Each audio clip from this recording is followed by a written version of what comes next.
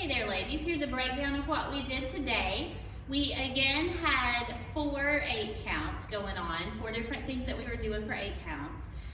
The first thing we were doing had to do with our hip circles that get us moving in a certain direction. Sometimes we call it a circle and a half because as you're moving, you're making one complete circle, but then you're stopping on the half.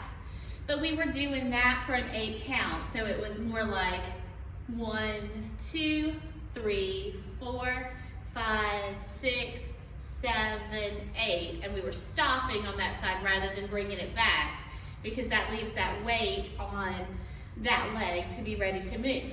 Now to take that up a little bit, make it look a little prettier, we could accent it with our arms and our hands.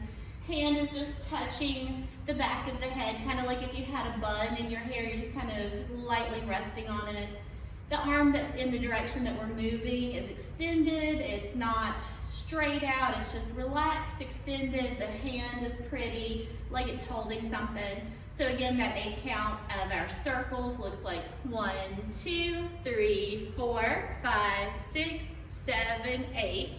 Now our weight is on our right leg and our left leg is free. So we're gonna do a 3-point turn to the left, starting with that left leg that's free. Remember the 3-point turn. You step on that free leg, you turn your body around to the back, and then you turn your body around to the front for the 3 points. So the 3 points go 1, 2, 3, and now my weight is on my left. So out of our 8 count, we gotta add a little bit more to that because that only took up 3. So our 3-point turn is gonna take 1, 2, 3. My weight's on my left, and for 4, I'm gonna go ahead and stick that left hip on out and go into a big old hip circle and bring it around for the rest of the 8 so that it goes very slowly, 5, 6, 7, 8 to bring that circle around. So that entire 8 count looks like 1, 2, 3, 4, 5, 6, 7, 8. Now that we're here, we're up, right, we're pretty centered. We're gonna continue with our hip circles, but they're not gonna be that big Egyptian hip circle. They're gonna be the little small omis that just go right around us. So we'll do that for a 4 count, which actually makes 2 omi circles. 1, 2, 3, 4. And then we're gonna go to our hip circle, our chest circles from our hips.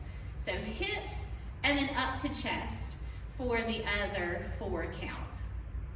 Now remember when we're doing our hip circles, think about all of the directions that your pelvis can be in. It can be pushed forward, can be pushed back, can be slid to the right and the left. And as you make that circle, you're hitting all 4 of those points just very tight right around you for this omi.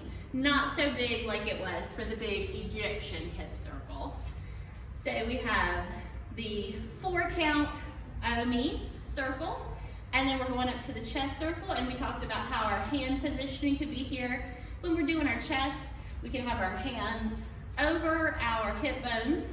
We can have them out in the standard position, or you can even have them up, but each one of those is a little bit higher level. So we're gonna start with our hands over our hip bones and do our chest circle 2 times around for that 4 count.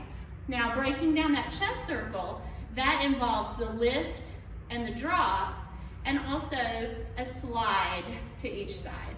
And that's something that takes a good bit of practice to try to remove your shoulders from, to try to keep from holding your breath while you're doing it. You know, when you're doing your chest circles, try to sing a little song so you make sure that you're still breathing and you're not just holding in your breath and using that to push up your chest. So the push upward is the muscles right here, and that takes a while to figure out exactly where that's at. So just keep practicing that lift and drop and that slide right and left, and then working it all together until you can get that smooth circle. And it will take a while, but you will get there if you just keep practicing those individual parts of it. Anyway, that 8 count was our hips for a 4 count and our chest for a 4 count. And then the next thing that we're doing there is we're going to our shoulder rolls. So remember with our shoulder rolls, it was kind of like that exercise we do when we're warming up, just shrugging our shoulders up, back, down, and around. But what we're doing here is doing one at a time. So we're doing alternating shoulders and then just letting those arms follow along behind. And just to add a little extra something to it, we were moving from side to side with it, just doing a little shift. So let's see what all of that looks like to the music.